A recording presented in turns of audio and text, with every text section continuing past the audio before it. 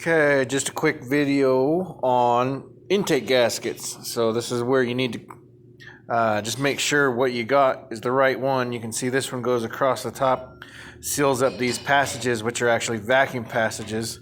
This one doesn't have it, and it did have a vacuum leak across the top.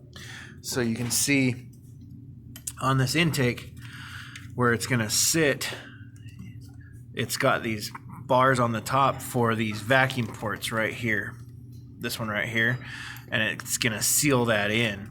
The other one, it just dipped right below it, and so you could hear this vacuum leak the whole time. Car still ran okay, but it's just one of those things that it just needed fixed. So if you're ever doing the intake gasket on a Honda, just make sure you get the right one. I'm not sure which vehicle this one is for, but it's not this car. So.